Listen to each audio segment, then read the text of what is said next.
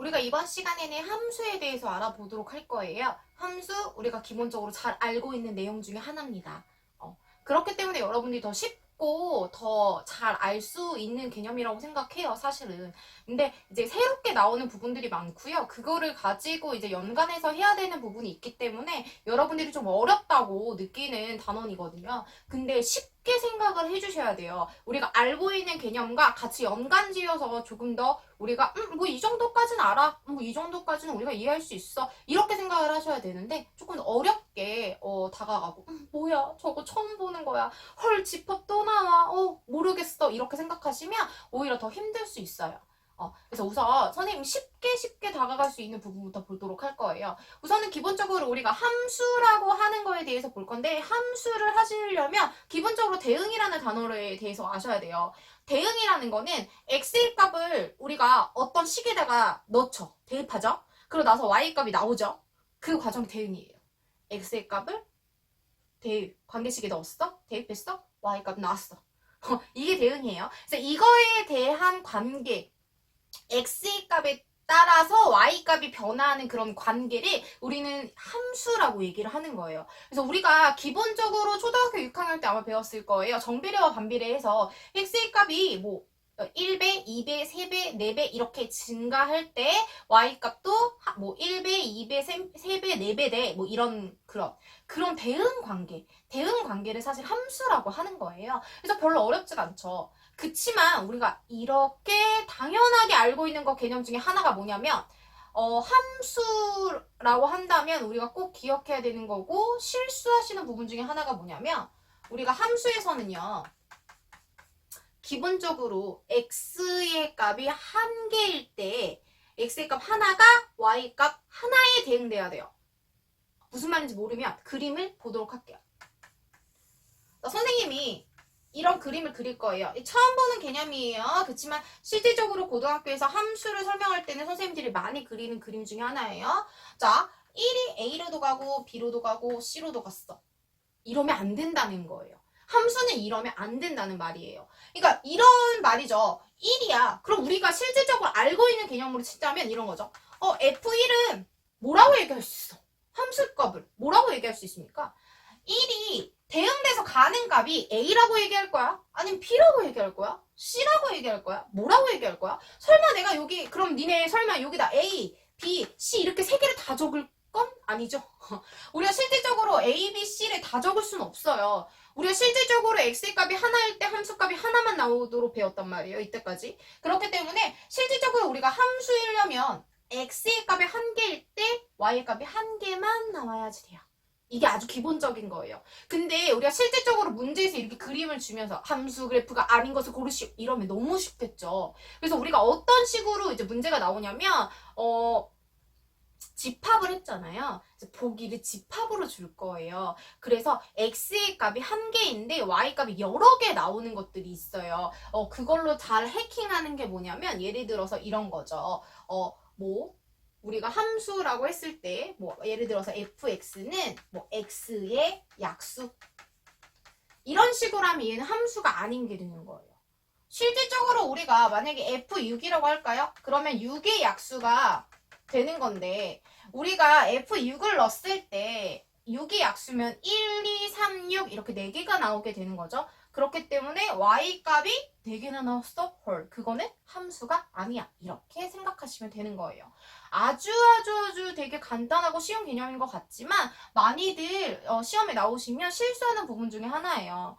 X의 값이 하나일 때 Y값도 꼭 한 가지만 나와야 돼. 그리고 내가 제일 생각하기 쉬운 건 뭐냐면, 내가 fx 얼마라고 했을 때 그 값이 딱 하나가 나올 수 있는지, 이걸 생각하시면 좀 더 쉽게 할 수 있어요. 그러니까 실질적으로 우리가 보기 이렇게 나오진 않지만 내가 생각할 때 f6 했을 때 6의 약수, 그럼 함수값이 4개나 나와, 그렇게 할 수는 없다는 거죠. 이걸로 생각하시면 훨씬 더 문제를 접근하시기 쉬우실 거예요. 자, 그럼 우리가 이제 함수인지 아닌지에 대해서 봤고요. 함수가 아닌 것은 선생님이 말했듯이 x의 값이 하나이지만 y 값이 여러 개 나오는 거는 우선 함수가 아니야. 이렇게 보시면 되는 겁니다. 되셨죠? 자, 그러고 난 다음에는 함수에는 이제 여러 가지 종류가 있는데, 선생님이 지금 그림을 그렸어요. 이렇게. 그죠? x라고 적었어. 이렇게 해주고 대문자 y라고 적었어요. 왜 x의 값인데 대문자 x로 적죠? 이거는 x의 값을 모아놓은 모임이에요. 모임? 어디서 들은 내용이야? 집합에서 들었던 내용이죠. 그래서 우리가 실질적으로 함수에서는 x의 값들, 그러니까 fx 함수에서 들어갈 수 있는 x의 값들을 모아서 집합으로 표현해 준 게 있어요. 그게 누구야? 정의역이라고 하는 겁니다. 우리가 기본적으로 정의역이라고 하는 거는 어떤 함수에서 x의 값을 모아놓은 모임이라고 할 수 있죠. 그래서 우리가 뒤로 가서 배우게 될 건데 정의역은 실질적으로 조건이 주어져 있는 경우도 있고요. 아니면 뭐 실수 전체 집합, 뭐 자연수 전체 집합 이렇게 표현할 수도 있어요. 정의역이란 x의 값들을 모아놓은 집합이다 라고 생각하시면 되고요. y도 똑같이 대문자로 해놨어요. 대문자로 해놨다는 건 똑같이 y의 값들을, 그러니까 우리가 y에 될 수 있는 후보들이라고 하죠. 그러니까 y가 될 수 있는 것들을 모아놓은 모임, 똑같이 집합이에요. 그래서 우리가 여기에서 생각하시는 건 y 값을 모아놓은 건 우리가 공역이라고 합니다. 자, 그리고 난 다음에 보시면 함수에서는 함수값이라는 게 존재해요. 우리가 어떤 관계식이 있을 거야. 실질적으로 여기선 관계식이 없지만 우리가 이미 알고 있는 관계식들이 있죠. 1차 함수를 배웠든 2차 함수를 배웠든 함수식이라는 게 존재했어요. 그래서 그 함수식에 x의 값을 대입해서 나오는 y 값을 구하는 문제들이 이때까지 풀어왔어요. 그래서 미안해요. x의 값을 대입했을 때 나오는 y의 값들을 우리는 뭐라고 하느냐면 그걸 우리가 함수값이라고 얘기를 하죠. 그러면 이 함수값들을 모아놓은 모임도 똑같이 존재할 거예요. 그거에 대한 이름은 치역이라고 해요. 이게 어려운 거야. 너네가 생각했을 때 정의역 처음 들어보는 말이야. 공역도 처음 들어보는 말이야. 함수값은 알고 있어. 그치만 치역도 처음 들어보는 말이야. 아, 너무 어려워. 근데 또 집합이래. 이렇게 생각하시기 때문에 어려운 거예요. 말 그대로 우리가 이때까지 해왔던 함수랑 똑같아. 함수랑 똑같고 x의 값들도 분명히 주어질 거야. 그걸 주어지는 건데 그걸 단지 우리가 집합 형태로 표현해주는 것만 달라지는 거예요. 그래서 그거의 이름을 그냥 정의역이라고 말해주는 것 뿐이지 실질적으로 우리가 배운 함수에서 x값 없었어요? y값이 없었나? 그거에 넣어서 함수값 안 나타났나? 나타났어. 다 있었던 거야. 근데 우리가 생각했을 때 정의역 그래놓고서는 막 이렇게 막 중괄호 모양 해놔주고 x바 뭐 어쩌고저쩌고 이렇게 되니까 아 집합이야 어려워. 아니야. 이 집합에 대해 해당하는 x의 값들을 그냥 이 함수에 대입해줘 라고 생각하시면 됩니다. 그러니까 우리가 어떤 함수식에 x의 값을 넣으려면 x의 값을 알아야 넣을 건데 그 x의 값들을 알기 쉽게 보여주는 형태라고 생각하시면 돼요. 그래서 어렵게 느끼지 않으셨으면 좋겠습니다. 자, 그러면 선생님이 하나 문제를 조금 내드리도록 할게요. 자, 그림을 하나 더 그릴 건데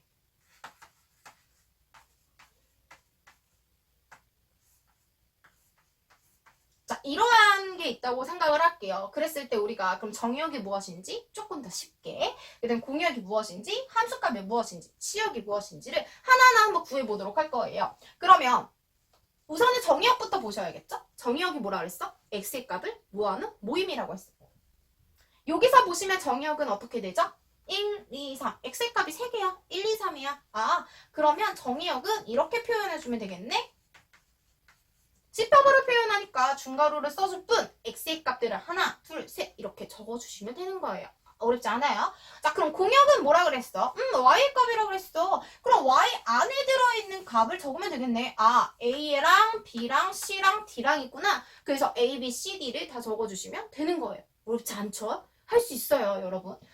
그치만 선생님 좀 여기서 중요한 선생님 너무 쉬운 문제를 갖고 왔죠. 그래서 실질적으로 학교에서 푸는 문제는 아마 이렇게 쉽지는 않을 거예요. 근데 이거를 아주 기본적으로 배우시고 넘어가시면 더 이해하시기 편하실 겁니다. 함수값이라고 했어요. 선생님이 함수값은 실질적으로 x, fx. 그러니까 실질적으로 우리가 x의 값에 얼마를 넣었을 때 나오는 y 값이거든요. 우리가 1을 넣었을 때 뭐가 나오죠? 자, 여기 조금 지우고 1을 넣었을 때 a가 나와요. 그 다음에 2를 넣으면 c가 나오고요.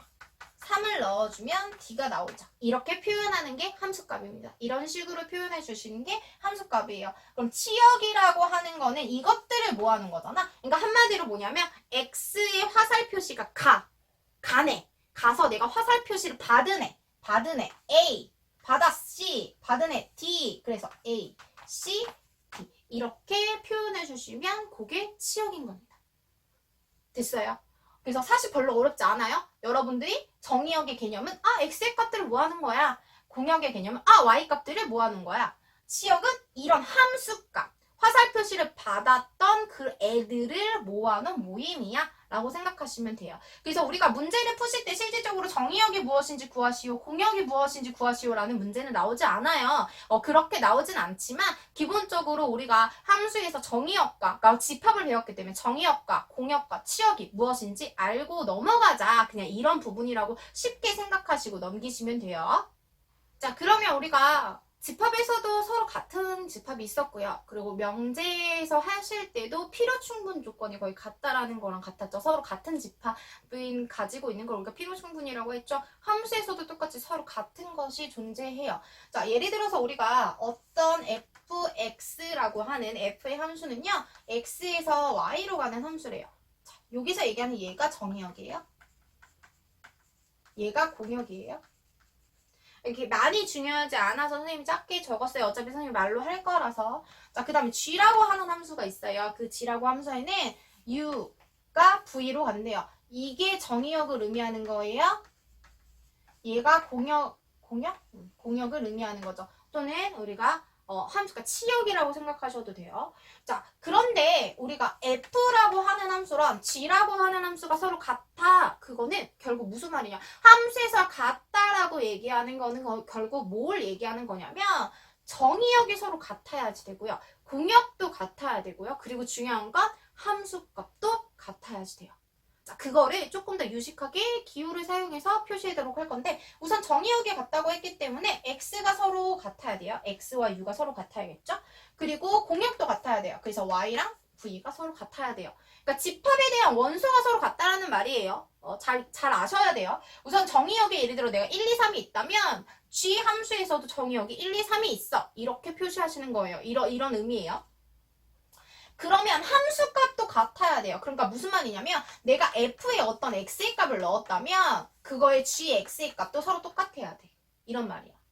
그럼 만약에 내가 다른 값을 넣었어. f에 예를 들어서 f에 x3 값을 넣었다면 g에서도 x3 값을 넣었을 때 나오는 y 값은 서로 같아야 된다는 소리예요. 그래서 서로 함수 값도 같아야 돼. 그러니까 실질적으로 서로 같은 함수라는 거 완전 똑같은 형태를 띠고 있어야겠죠. 정의역도 똑같아야 되고요. 그 다음에 그거에 나올 수 있는 y값의 범위도 똑같아야 되고요. 그러니까 공역도 똑같아야 되고요. 그리고 x의 값을 집어넣어서 나오는 y의 값, 치역도 똑같이 함수의 값도 똑같아야 된다는 말입니다.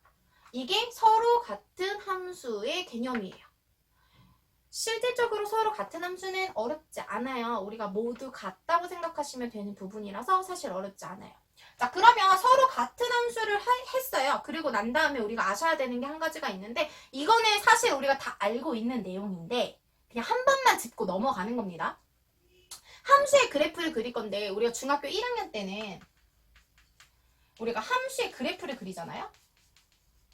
그러면 처음에는 우리가 순서쌍이라는 걸 배웠기 때문에 이런 식으로 점을 찍어서 그림을 그렸어요. 그런데 어느 순간부터 우리가 그림을 그리기 시작했는데 이렇게 직선으로 그림을 그렸어요. 이거의 차이점은 뭐냐면 정의역의 차이점이에요. 정의역이 땅땅땅땅 숫자가 있는 거죠. 예를 들어서 정의역의 범위를 정의역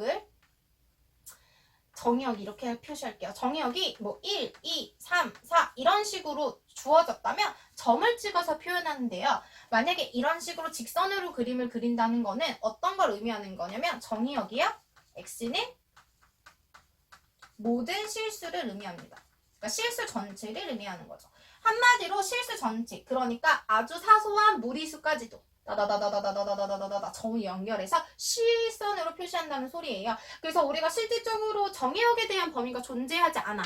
예를 들어 문제를 딱 봤는데 정의역이 있지 않아. 정의역이 있지 않다는 건 실수 전체를 의미하는 겁니다. 허수 포함 안 돼요. 그래서 우리가 실수 전체를 의미하는 거라서 기본적으로 실선으로 그리면 되는데 가끔씩 문제에서 x의 값들이 딱 이렇게 숫자로 정해진 게 있거든요. 그거에 대한 만약에 그래프를 그리라고 한다면 절대로 실선으로 그리시면 안 되고 그 값에 해당하는 거를 점으로 표시하셔야지만 정답입니다. 되셨죠? 그래서 함수의 그래프까지도 기본적으로 봤어요. 이거는 선생님 지금 설명한 개념은 아주 기본적인 내용이에요. 그렇기 때문에 혹시나 만약에 이 부분이 이해 안 가셨으면 제가 꼭 기억해야 되는 건 서로 같은 함수가 누구와 누구가 같고 뭐와 뭐가 같고 뭐와 뭐가 같은지 세 가지가 같은 조건이 있었죠. 그거 꼭 기억하시고요. 그리고 난 다음에 집합에는 정의역과 공역과 치역이 있어. 이 세 가지. 그리고 꼭 마지막으로 나머지 다 이해 못했어. 괜찮아. 딱 한 가지만 기억하시면 돼요. 뭐 함수는 x의 값 하나일 때 어떻게 y의 값 하나로만 가야 된다는 거. 기억하셔야 돼요. x의 값 하나면 함수 값도 한 가지만 나온다. 한 개만 나온다. 그거는 꼭 기억하셔야 됩니다. 됐죠? 나머지 다 이해 못하셨어라도 함수는 x의 값 하나다. 함수 값 하나야. 이거 기억해 주세요.